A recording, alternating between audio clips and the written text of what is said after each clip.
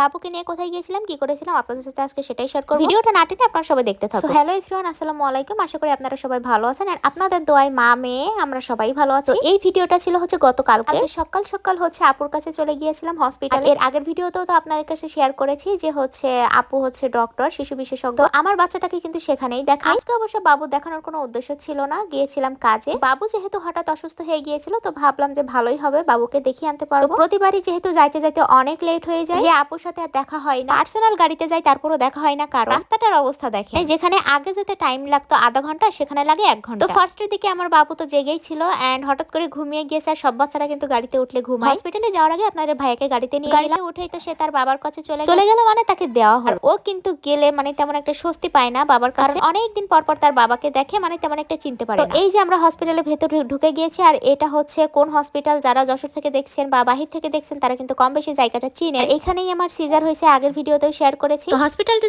যারা চেনেন অবশ্যই কিন্তু আমাকে কমেন্টে জানাবেন। অলরেডি আমরা গাড়ি থেকে নেমে গিয়েছি এন্ড গাড়ি হচ্ছে পার্কিং এ চলে গেল। আর এই গাড়ি নিয়ে যে গতবার এমন একটা বিপদে পড়েছি, অনেক আগে আমাদের ডক্টর দেখানো শেষ, আমরা নিচে এসে অলরেডি দাঁড়িয়েছিলাম অনেকক্ষণ ধরে। আমাদের ফোনেও কোনো ব্যালেন্স ছিল না, সব মিলাই আমাদের 2-3 ঘন্টা লেট হয়ে গিয়েছিল। আর এইদিকে যে বাসা থেকে কি পরিমাণে কল দিচ্ছিল আর বকাবকি করছিল সেটা তো বলার বাহিরে। এখানে হচ্ছে ওর বাবার কোলে দিয়ে আমরা সবাই মিলে লিফটের জন্য ওয়েট করছি। ও খালি ওর বাবার দিকে তাকাচ্ছে আর এরকম ঠোঁট ফুলাচ্ছে, দেখেন আপনারা গাইস। মানে অনেকদিন পর পর যখন দেখে তখন প্রথম দেখাতে এরকম মান অভিমান চলে বাবার মেয়ে। কয়েক ঘন্টা যাওয়ার পর কিন্তু আবার তারা মিলেমিশে ঠিক হয়ে যায়। এটা ছিল হচ্ছে এসি ওয়ার্ড। আর এখানে যে এত পরিমাণে ঠান্ডা লাগছিল, মানে শীতকালে অলরেডি এসি চলছিল। ভিডিও করতে করতে এই বাচ্চাটারে দেখছেন, এখানে সে বলতেছে যে আমি আব্বুর কাছে যাব, আব্বুর কাছে যাব। এখানে আপনাদের ভাইকে বলছিলাম যে তোমার মেয়েটা বড় হয়েও ঠিক এইরকম করবে। তো এখানে কথা বলতে বলতে লিফট চলে এসেছিল। মাঝে মাঝে লিফটে এখানে এত পরিমাণে ভিড় হয় যে লিফটে না গিয়ে সিঁড়ি দিয়ে উঠে চলে যায়। এখানে হচ্ছে আমি আমার বাবুটাকে কোলে নিয়ে নিয়েছিলাম, কারণ আপনাদের ভাইয়ার হাতে হচ্ছে অনেকগুলো ব্যাগ ছিল। অবশেষে হচ্ছে আপুর কাছে চলে এসেছি। এখানে এসে হচ্ছে কিছুক্ষণ গল্প করার পর বাবুকে কোলে নিয়েছিল। নেওয়ার পর এই যে বাবুর সাথে মানে এই টাইমেও পড়ছিল না, মানে ও কান্নাকাটি শুরু করে দিয়েছিল। অনেকদিন যার সাথে দেখা না হয় তাকে দেখলে মানে তার কাছে যেতে তো চাই না, হুদাই কান্নাকাটি শুরু করে দেয়। তো এখন হচ্ছে বাবার কাছে দিয়ে দিয়েছিলাম। বাবু যে কোনো ব্লগ হোক না কেন আমার নিজে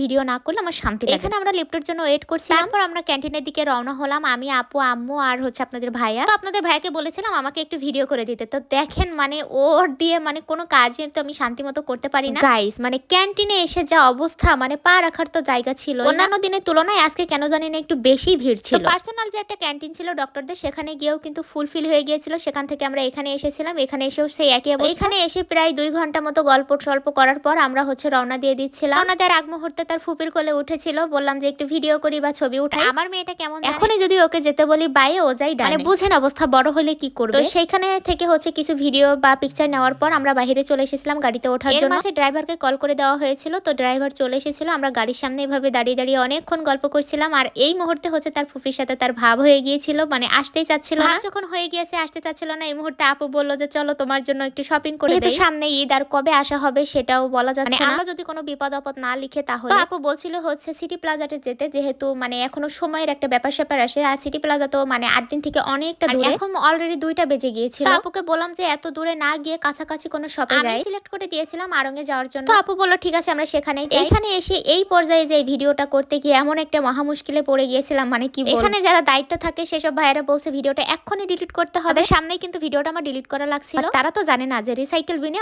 ভিডিওটা অবশ্যই থাকবে। তো বাসায় এসে আমি ভিডিওটা রিকভার করে নিয়েছি। আপুকে হচ্ছে বাসার সামনে নামিয়ে দিয়ে আমরাও বাসার দিকে রওনা হয়ে গিয়েছি। সাথে কিন্তু আপনাদের ভাইয়াও ছিল। কি কিনে দিয়েছে পরের ভিডিওটা আপনাদের সাথে কিন্তু অবশ্যই শেয়ার করব। সবাই মিলে ঘুমাইতে বাসার দিকে রওনা দিয়ে দিয়েছি। ভিডিওটা এখানেই শেষ করছি। আল্লাহ হাফেজ।